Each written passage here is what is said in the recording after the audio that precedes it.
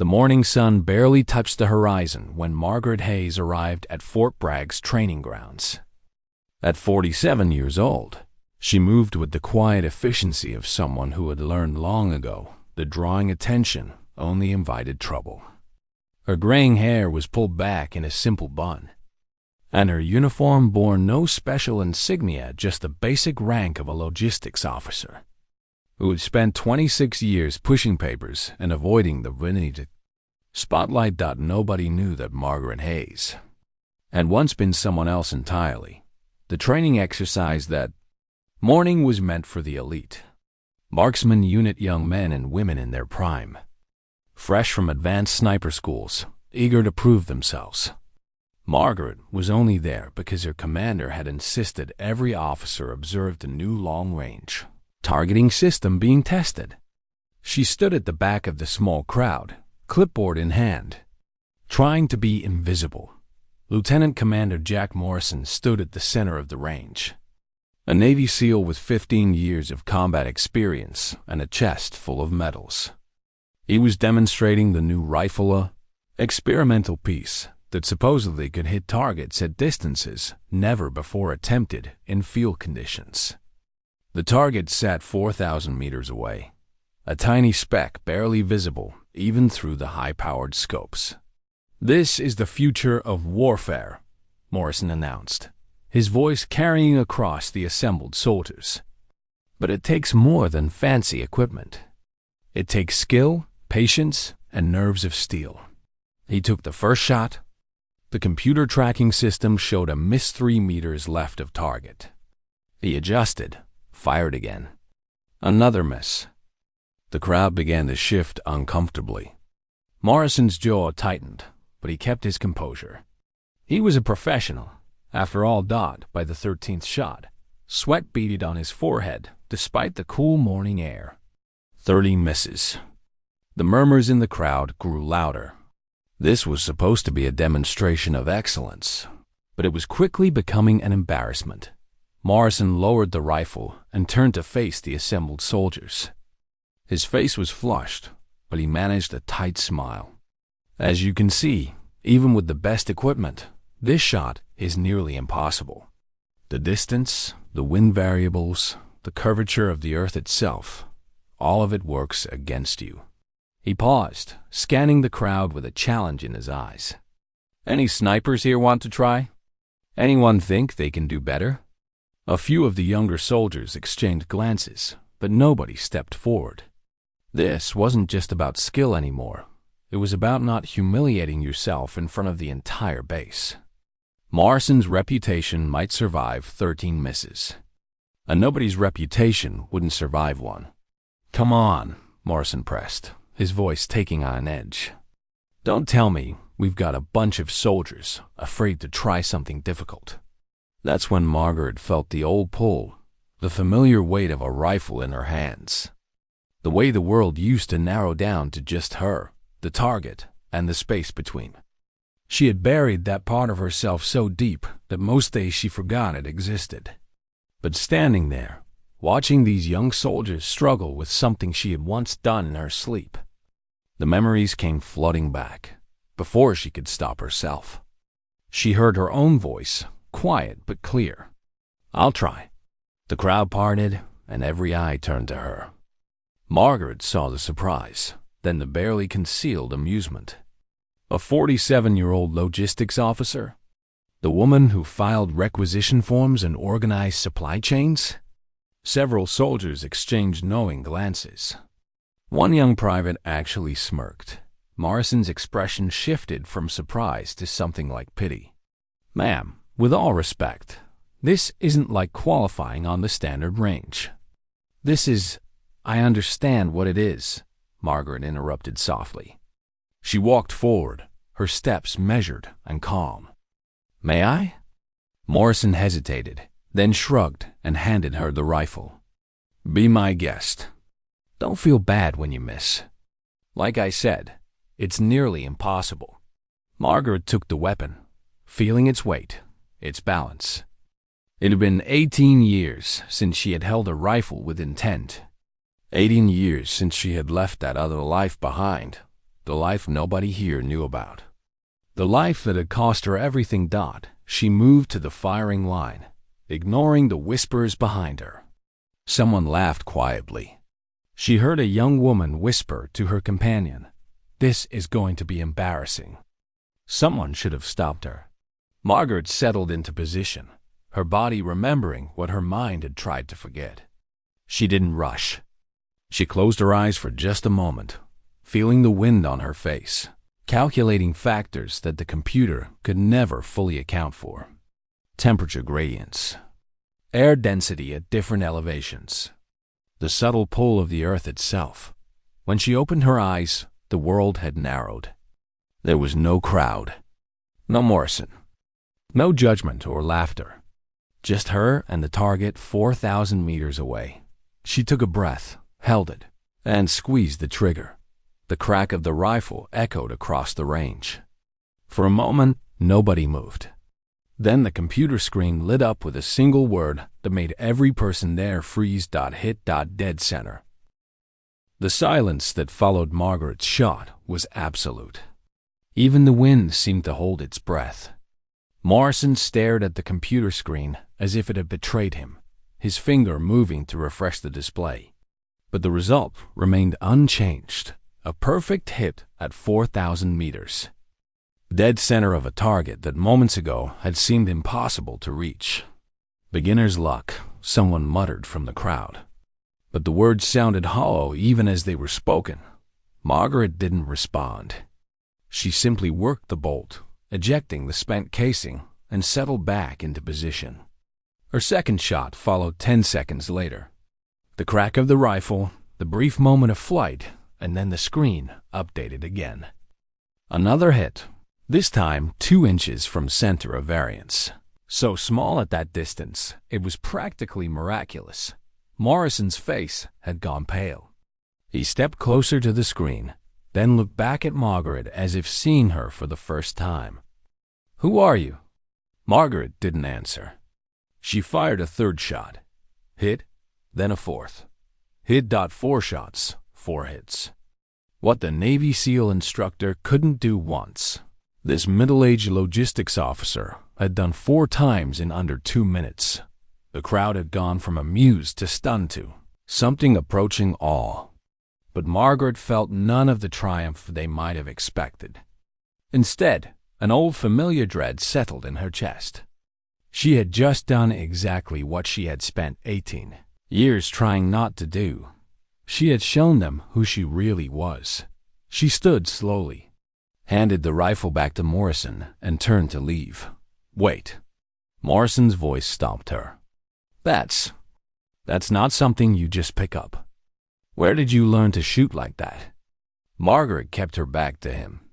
"Long time ago. Different life. What unit were you with?" "It doesn't matter anymore, sir." But Morrison wasn't letting it go. He moved around to face her, his eyes searching her face. "Hayes. Margaret Hayes. Why does that name sound familiar?" One of the older sergeants in the crowd, a grizzled man named Pete Davis, who had been in the service for 30 years, suddenly went rigid. "Holy hell," he whispered. "Maggie Hayes? The Maggie Hayes?" Margaret closed her eyes. There it was, the past she had buried catching up with her at last. "I'm sorry," she said quietly. "I shouldn't have interfered with your demonstration." She walked away before anyone could stop her, her heart pounding in a way it hadn't in years. Behind her, she heard Morrison's confused voice. "Who is Maggie Hayes? Somebody tell me what's going on." Sergeant Davis's response carried across the morning air. 20 years ago, she was the best sniper in the United States military. Maybe the best we've ever had. She holds records that still haven't been broken. But she disappeared from active duty back in '07. I thought she'd left the service entirely. Margaret kept walking, but she couldn't outrun the memories. They came flooding back now, uninvited and relentless. 20 years ago, she had been Sergeant Margaret Hayes, Marine Scout sniper, operating in the deadliest regions of Iraq. She had been young then, only 27, with steady hands and sharper eyes. They had called her Ghost because her targets never knew what hit them. She had saved countless lives, eliminated high-value targets, and done things that earned her medals they could never publicly acknowledge. She had also fallen in love, something snipers were supposed to be too. Smart to do Dock Captain Daniel Foster had been her spotter, her partner, her everything.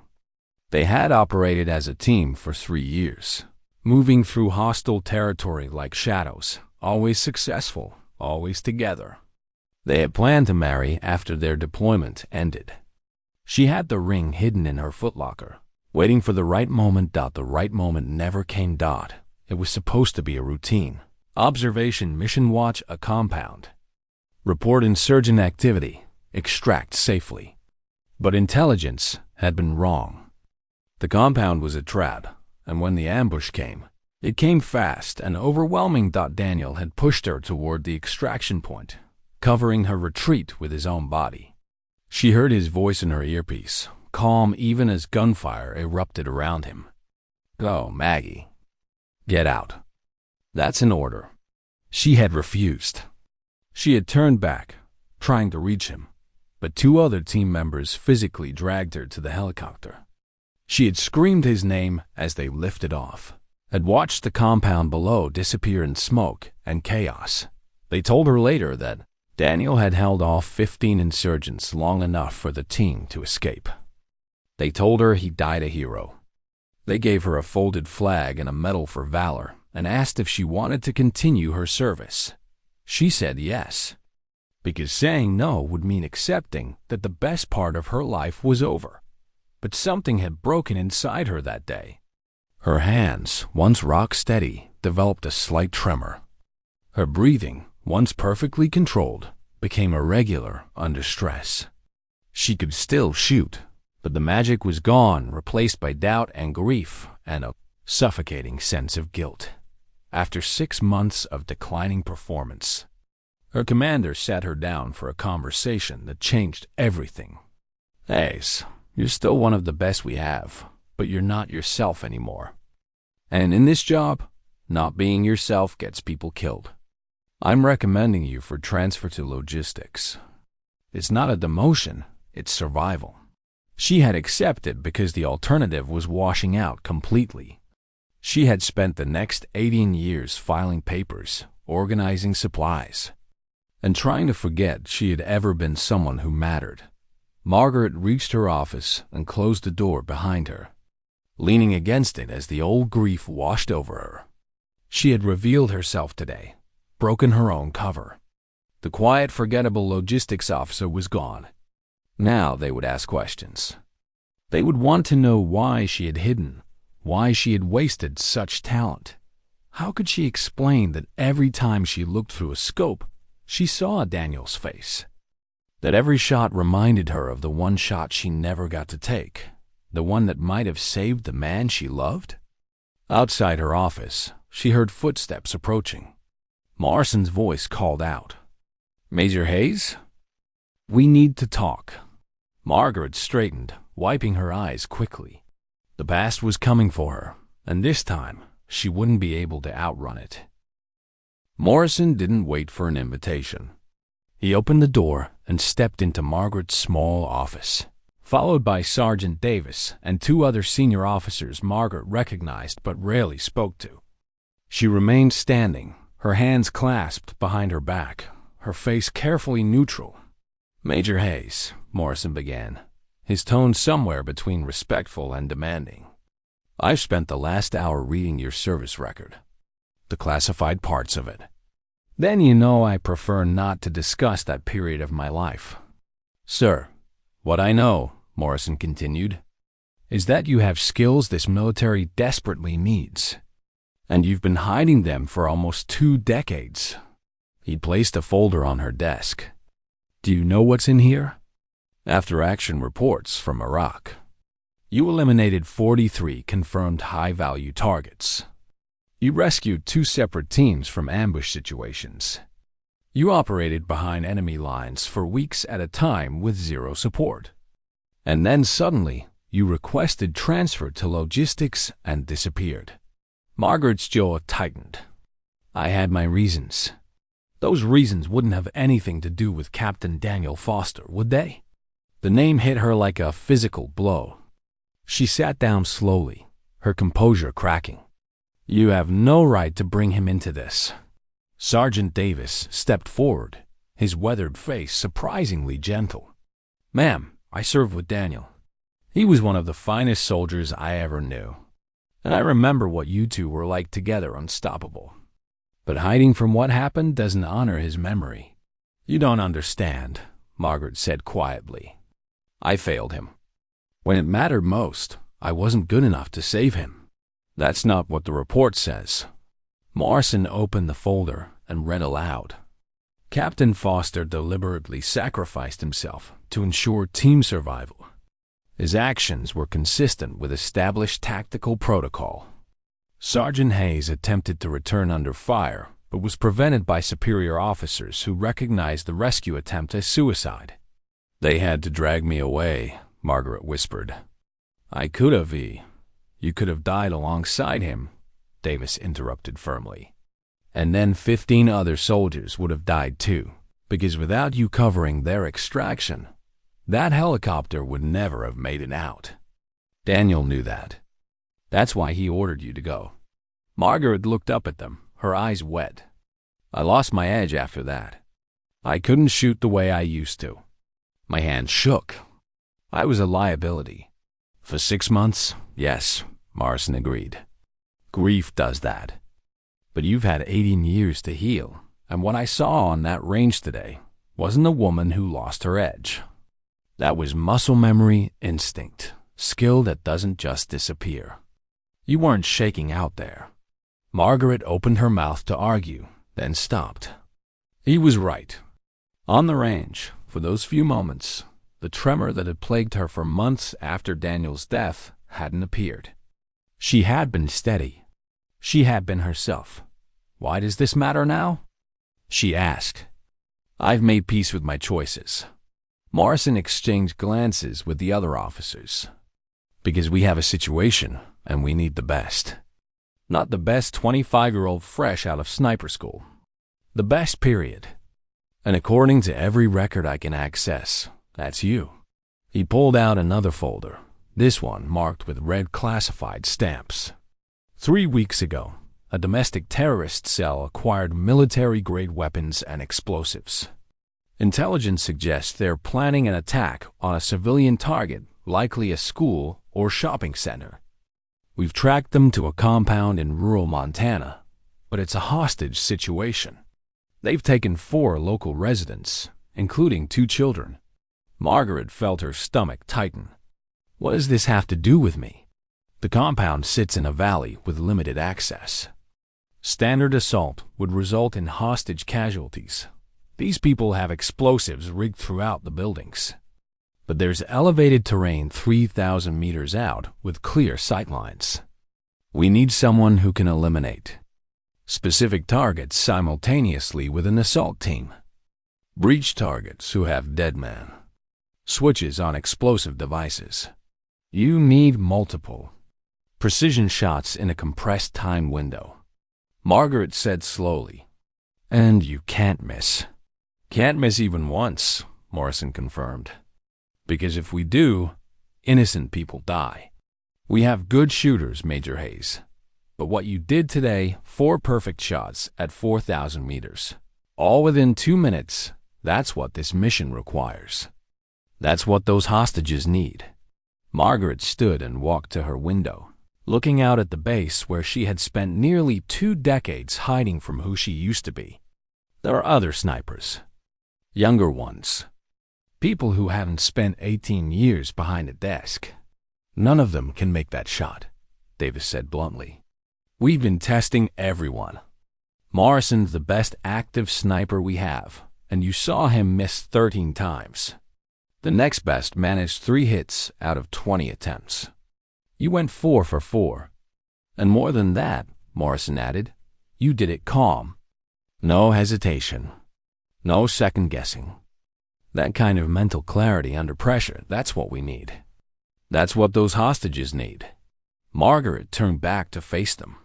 If I do this, if I come back to active duty, everyone will want to know why I left in the first place. They'll dig into Daniel's death. They'll ask questions I don't want to answer.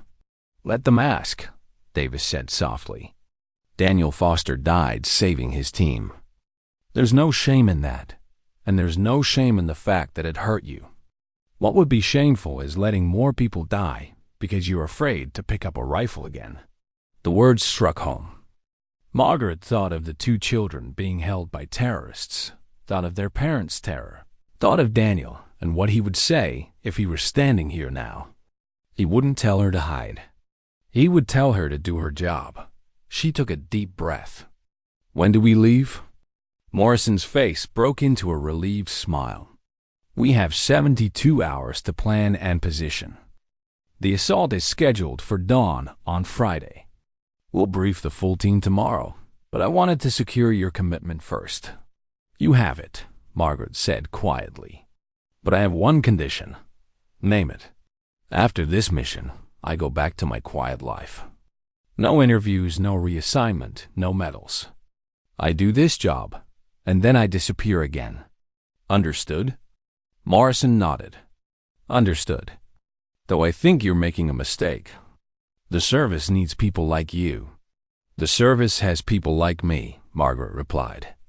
Younger, faster, without all the baggage. I'm doing this for the hostages, not to reclaim some lost glory.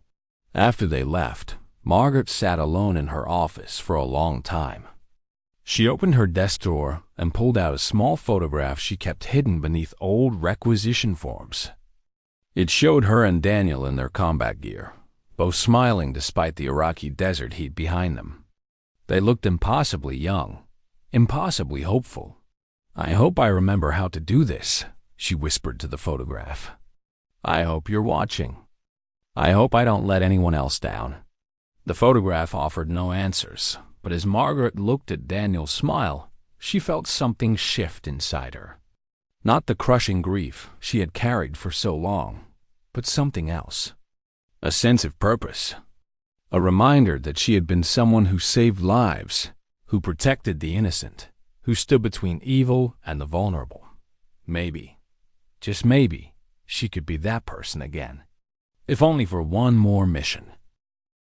The briefing room was crowded with the best operators Fort Bragg could assemble. Margaret sat near the back, watching as Morrison introduced the mission parameters. Digital displays showed satellite imagery of the Montana compound, a cluster of buildings surrounded by dense forest, with clear sight lines from a ridge 3,000 meters to the northeast. The targets are Gregory Walsh and his brother Marcus, Morrison explained, their faces appearing on screen. Both former military, dishonorably discharged for extremist activities. They've surrounded themselves with 6 other individuals, all armed and dangerous. Intelligence confirms they have explosive devices wired throughout the compound, with deadman switches carried by Gregory and Marcus specifically. A tactical officer stood. What's the play? Simultaneous engagement, Morrison replied. Assault team breaches from 3 sides at exactly 0600. In the same instant, our sniper eliminates both Walsh brothers before they can trigger the devices. We're talking about a window of less than 2 seconds. Miss either target or hit them too slowly, and those explosives detonate with 4 hostages inside. Murmurs rippled through the room. It was a nearly impossible ask. Margaret felt the weight of every eye that had already turned her way. A young operator named Chris Dalton spoke up. Sir, no disrespect to Major Hayes, but shouldn't we have a backup shooter? 2 targets, 2 shooters? Morrison shook his head. The ridge position only accommodates 1 shooter with a clear line of sight.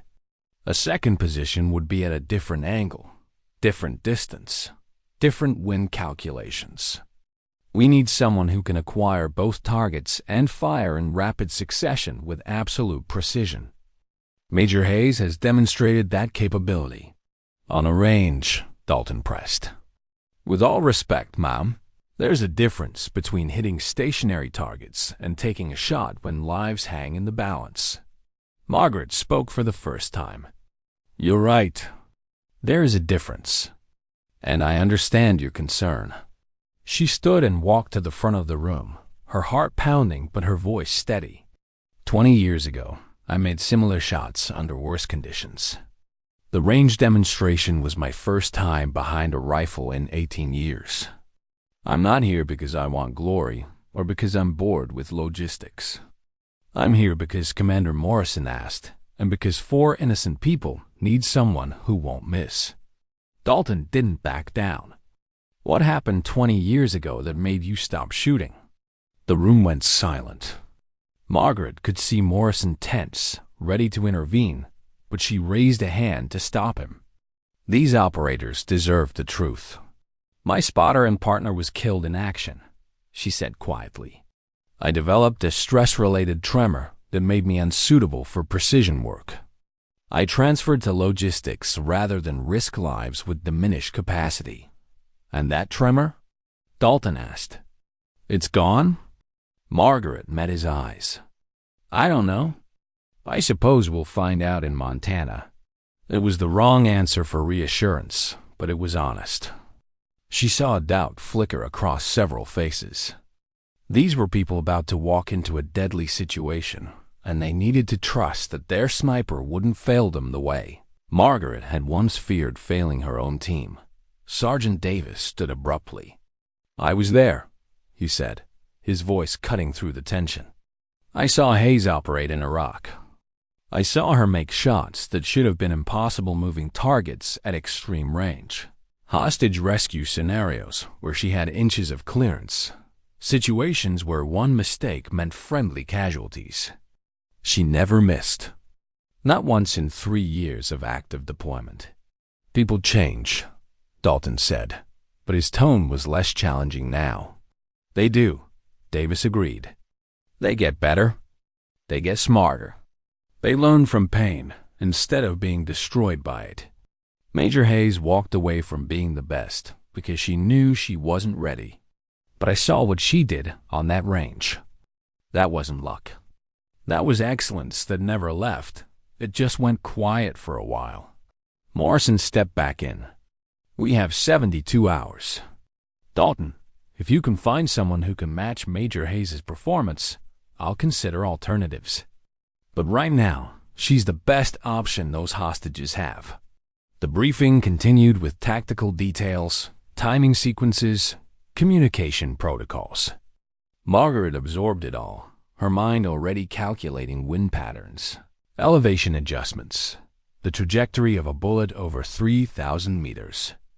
It was like remembering a language she'd spoken fluently as a child. The words came back. Rusty but recognizable dot after the briefing. Margaret found herself alone in the armory, checking and rechecking the rifle she would use. It was similar to the demonstration weapon but customized for extreme range work, heavier barrel. Enhanced optics, modifications that pushed the boundaries of what was possible. Second thoughts? She turned to find Dalton standing in the doorway. Up close, she could see he was younger than she'd first thought, maybe 30, with the confidence of someone who'd proven themselves repeatedly. Always have second thoughts, Margaret admitted. That's what keeps you sharp. He walked closer, his expression thoughtful. I wasn't trying to undermine you in there. I just need to know the team's protected. I appreciate that. If I were in your position, I'd ask the same questions. Dalton leaned against the workbench. Davis told me more about you after the briefing. About Captain Foster. About what you two accomplished together. I'm sorry for your loss. Margaret's hand stilled on the rifle. Thank you. Can I ask you something? Personal, maybe too personal. You can ask. I may not answer. Do you think about him when you shoot? Does it help or hurt?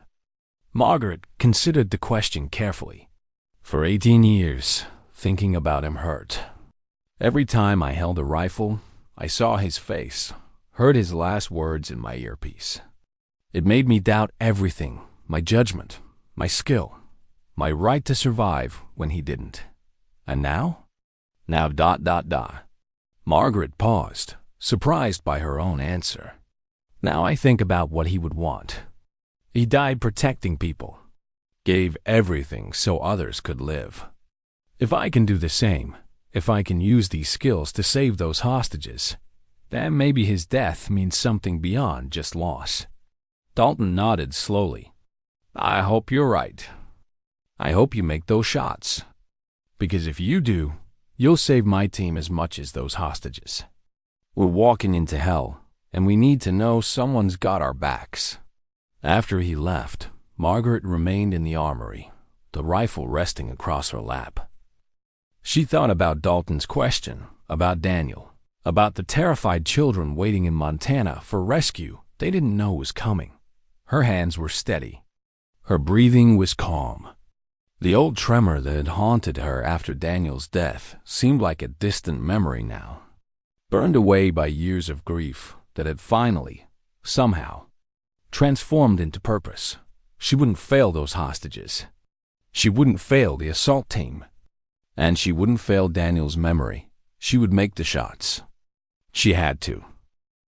The Montana wilderness was beautiful in the pre-dawn darkness, rolling hills covered in pine trees, mountains rising in the distance, the kind of landscape that belonged on postcards rather than tactical briefings. Margaret lay prone on the ridge, her rifle positioned on a custom rest, her body perfectly still as she had been for the past 3 hours. 3,000 meters below and ahead, the compound sat in shadow. Thermal imaging showed heat signatures moving inside the buildings, hostages and captors together in a deadly arrangement. The assault team was positioned and waiting, invisible in the tree line, ready to move on her signal. Margaret's earpiece crackled softly. Overwatch, this is Ground 1. We're in position? Status? She pressed her throat mic. Ground 1, Overwatch is set. Wind is steady at 4 miles per hour, left to right. Temperature is 41 degrees and dropping. I have visual on both primary targets. Through her scope, she could see Gregory Walsh standing near a window on the 2nd floor of the main building, his hand resting on something clipped to his belt, the dead man switch. His brother Marcus was on the ground floor, visible through a door that had been left partially open. Both men were awake and alert, weapons nearby, their body language radiating the tension of people waiting for something to happen. The hostages were harder to spot. Thermal imaging had them in the basement, a mother, father, and 2 children, ages 7 and 9. Intelligence suggested they had been held for 4 days now, taken when they stumbled across the compound during a family hiking trip. 4 days of terror for those children. 4 days of parents trying to be brave, trying to protect their kids from the reality of their situation. Margaret's finger rested lightly beside the trigger guard. Not on the trigger, never on the trigger until the moment of decision, but close enough to move in a fraction of a second. Morrison's voice came through the command channel. All units, we are 15 minutes to go time. Overwatch, confirm your sequence. Margaret had walked through this 100 times in her mind. First target is Gregory Walsh, 2nd floor, northwest window. Second target is Marcus Walsh, ground floor, eastern door. Estimated time between shots, 1.7 seconds. Both targets must be eliminated before assault team breaches doors and windows. Understood. The timing has to be perfect. It will be. Margaret hoped her confidence sounded more genuine than it felt. The truth was, she wouldn't know if she could really do this until the moment came. All the range practice, all the preparation, all the muscle memory in the world couldn't account for the one variable that mattered most, her own mind under pressure. The minutes crawled by. Margaret controlled her breathing, visualized each shot, calculated and recalculated the tiny adjustments needed for distance, wind, elevation. At this range, the bullets would take nearly 4 seconds to reach their targets. She had to account for the Earth's rotation, for the way air density changed at different altitudes, for 1,000 variables that could mean the difference between a perfect hit and a miss that killed innocents. 10 minutes, Morrison announced. Margaret shifted slightly, adjusting her position. Through the scope, she watched Gregory Walsh move away from the window, disappearing into the interior of the building. Her heart rate spiked. If he wasn't in position when the time came. Overwatch, do you still have eyes on primary target 1? Negative. He's moved inside. Wait 1. Margaret controlled her breathing, fighting the spike of anxiety. In her mind, she heard Daniel's voice from 20 years ago. Patience, Maggie. The target will show himself. They always do. 30 seconds passed. A minute. Margaret's finger never wavered from its position beside the trigger guard. Then Gregory Walsh returned to the window, a cup of coffee in his free hand, his other hand still near the dead man's switch. He stood there looking out at the dawn, completely unaware that 3,000 meters away, a middle-aged woman who had spent 18 years filing paperwork had him centered in her crosshairs. Target 1 reacquired, Margaret reported, her voice steady. 5 minutes, Morrison said. All teams final check. Around the compound, invisible in the darkness, assault teams confirmed their readiness. Dalton's voice came through. Ground 1 ready. We trust you, Overwatch. Those words meant more than he knew.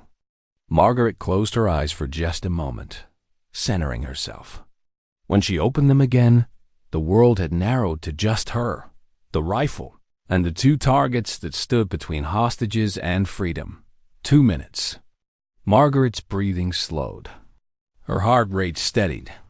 The old training took over the mental state snipers called the bubble, where nothing existed except a shot. No fear. No doubt. No grief or guilt or memory of failure. Just perfect clarity. 1 minute. Through the scope, she watched Marcus Walsh check his watch. He called something up to his brother. Gregory nodded and moved away from the window, but this time Margaret tracked his movement through the building's interior. Following his heat signature, he was heading toward the stairs. In 30 seconds, he would be back at his position on the ground floor near a different window. She adjusted her aim, calculating the new angle. Her first shot would have to be through that window. Then she would shift to Marcus before he could react. 30 seconds. Overwatch, confirm, ready. Ready, Margaret said, and meant it. 15 seconds. Her finger moved to the trigger. First pressure. The rifle was part of her now. 10 seconds. 9. 8. She could see both targets clearly. Gregory at the new window. Marcus near the door.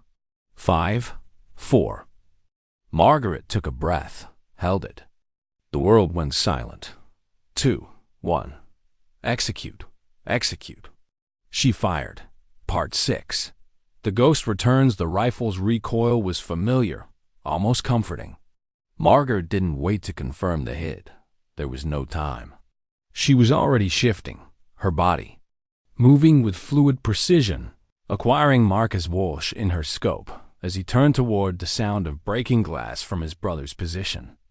The second shot followed 1.6 seconds after the first.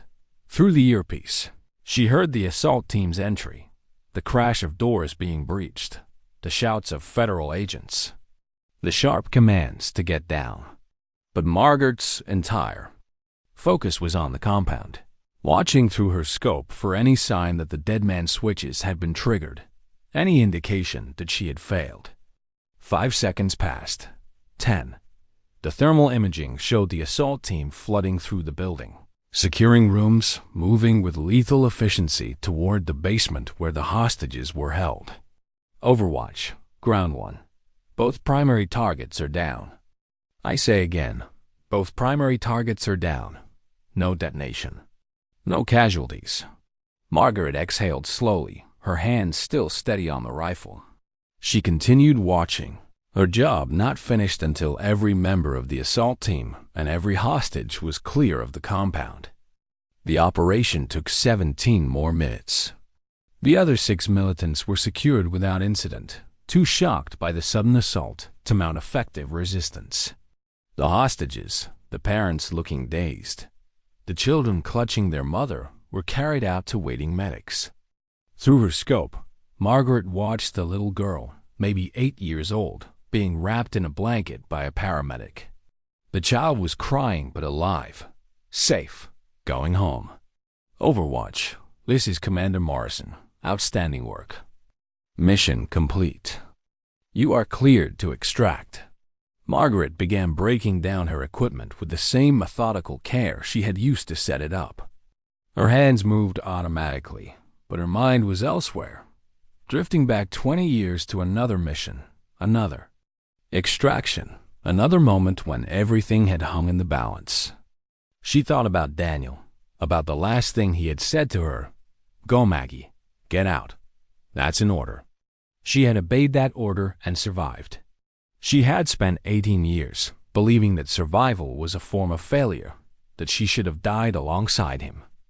But sitting here on this ridge, having just saved 4 innocent lives, she finally understood what Daniel had really been telling her. He wasn't ordering her to survive out of military protocol. He was giving her permission to continue, to keep using her gifts, to keep protecting people. His sacrifice had been meaningless if she wasted the life he had died to preserve. The extraction helicopter found her 2 hours later. Morrison himself had come along for the ride, his face breaking into a genuine smile when he saw her. I've been doing this for 15 years, he said as she climbed aboard.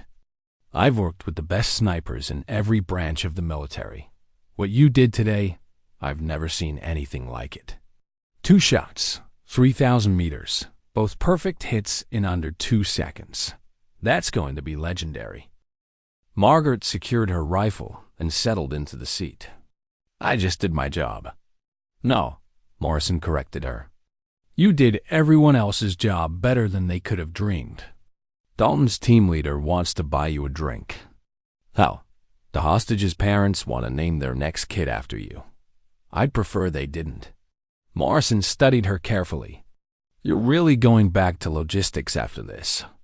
Hiding behind a desk again? Margaret looked out the helicopter window at the compound below, now swarming with FBI agents and evidence teams. She thought about the little girl in the blanket, about Daniel, about the person she used to be and the person she had become. I'm not hiding, she said quietly. I'm choosing. I did what needed to be done because people's lives depended on it.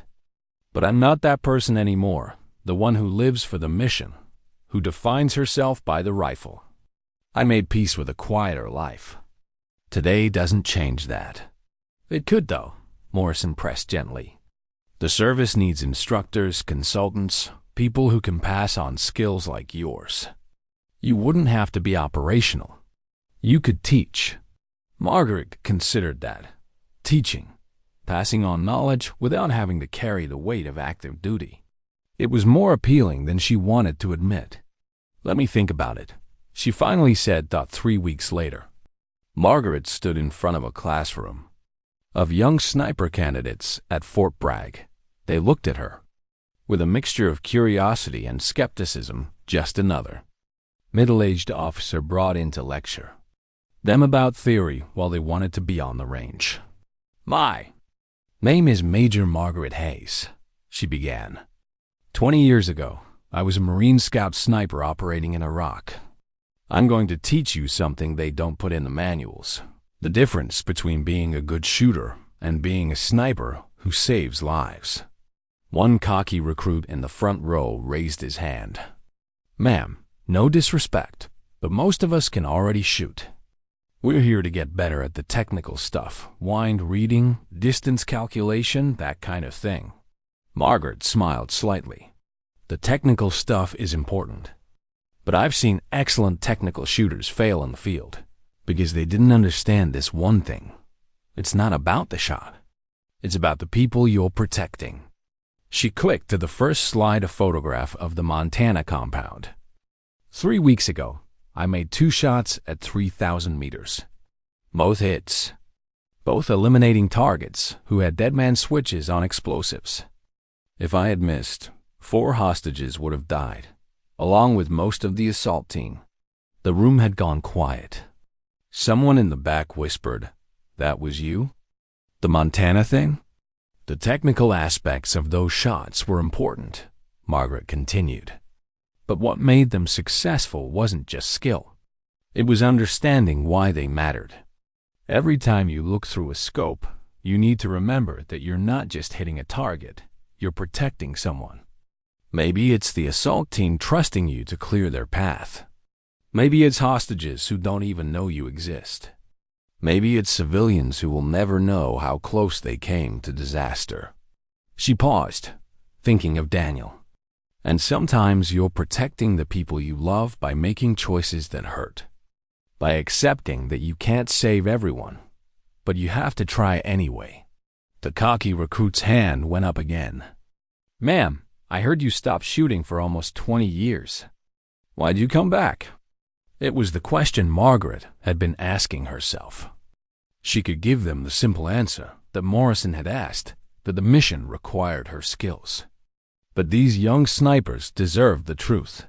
"I stopped because I lost someone," she said simply. "My spotter, my partner. He died protecting our team, and I blame myself for not being good enough to save him." That blame turned into fear, and fear made my hands shake. So I walked away rather than risk letting anyone else down. "What changed?" Another student asked. "I realized that walking away was another form of failure," Margaret said. "Not because I owed the military anything, but because I was wasting the very thing my partner died to preserve: my life, my skills, the ability to protect others. He didn't sacrifice himself so I could hide. He did it so I could keep making a difference." She looked around the room, seeing her own younger self in their faces, eager, confident, unaware of how much the job would demand of them. "Some of you will face moments that break you," she said quietly. "Shots you miss. People you can't save. Choices that haunt you for years afterward. And when those moments come, you'll have to decide, do you let the pain destroy you, or do you let it teach you? Do you hide from who you are, or do you honor what you've lost by becoming someone better?" The classroom was silent now, the earlier skepticism replaced by something deeper: recognition, perhaps, that this wasn't just another lecture about ballistics and wind drift. "For 18 years, I chose to hide," Margaret continued. "And maybe I needed that time. Maybe grief has its own timeline, and you can't rush it. But when I finally picked up a rifle again, I discovered something. The skills hadn't left. The purpose hadn't left.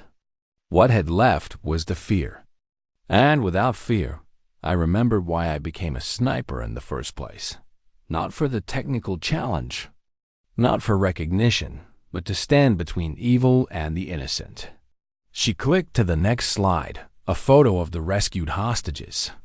The children now smiling with their parents at a reunion ceremony Margaret hadn't attended.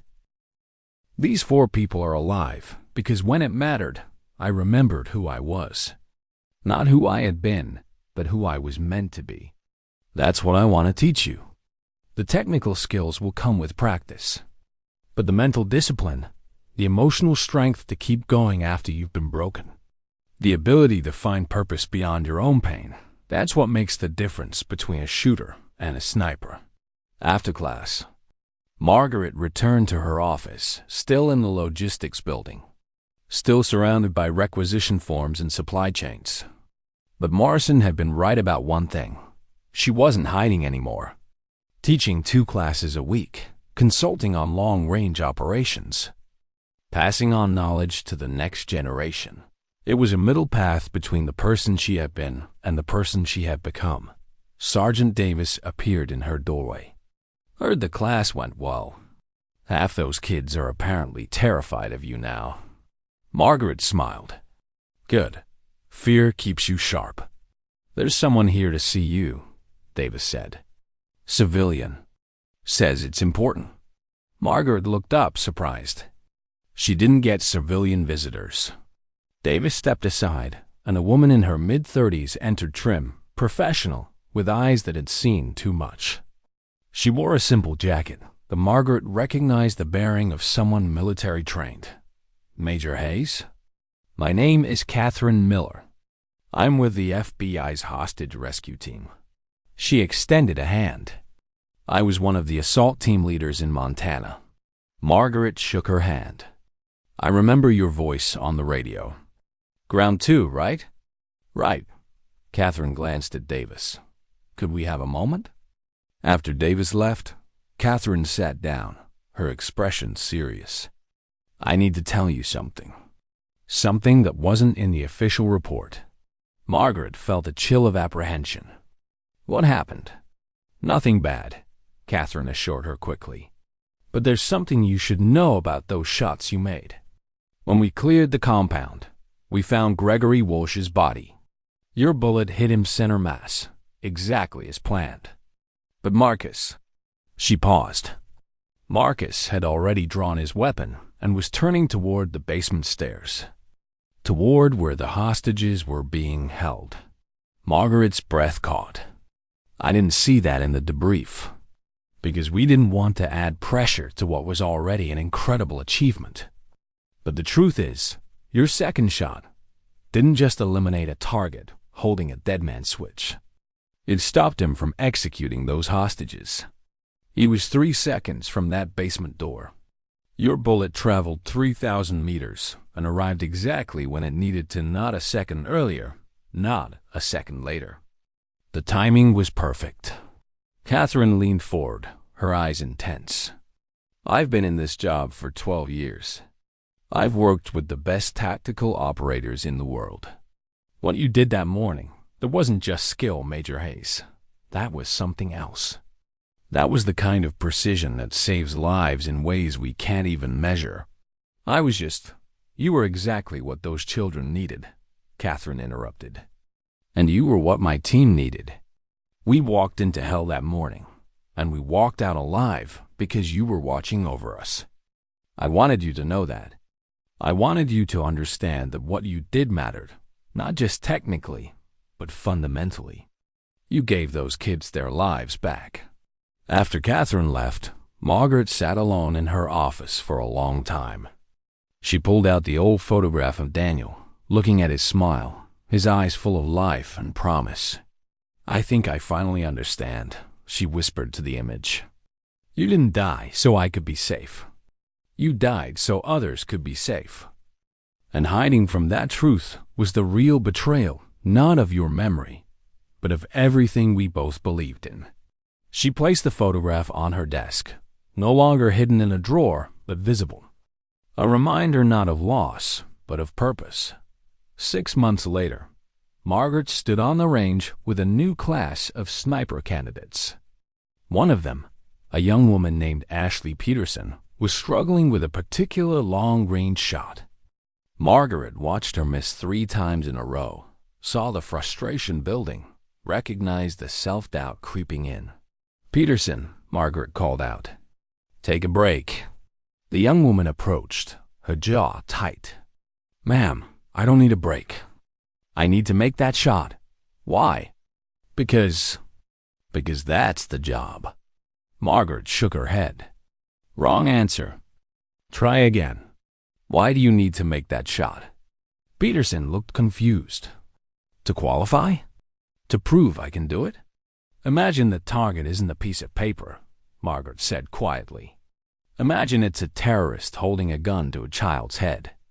Imagine there's a mother 3,000 miles away who's praying someone, anyone, can save her daughter. Now tell me, why do you need to make that shot?" Understanding dawned in Peterson's eyes. "Because that child deserves to live. Because her mother deserves to see her again." "Exactly. Now go back and make the shot, not for yourself, not to prove anything, but for that imaginary child who's counting on you." Peterson returned to the firing line. She settled into position, her body language different, now less tense, more focused. She fired once. Hit. Margaret smiled. She was teaching them the technical skills, yes, But more importantly, she was teaching them what Daniel had taught her all those years ago. That being a sniper wasn't about the rifle or the range or the medals. It was about the sacred trust of protecting those who couldn't protect themselves. As the sun set over Fort Bragg, Margaret felt something she hadn't felt in 18 years: complete peace. Not because the grief was gone, but because she had finally transformed it into something meaningful. Daniel's sacrifice had given her life purpose, and now she was passing that purpose on to the next generation.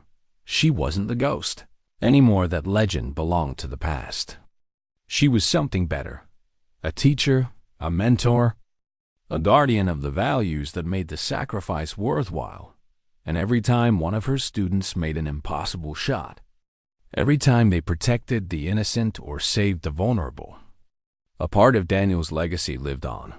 That was worth more than any medal, more than any recognition, more than hiding from grief could ever accomplish. Margaret Hayes had finally come home, not to the person she had been, but to the person she was always meant to become. The end.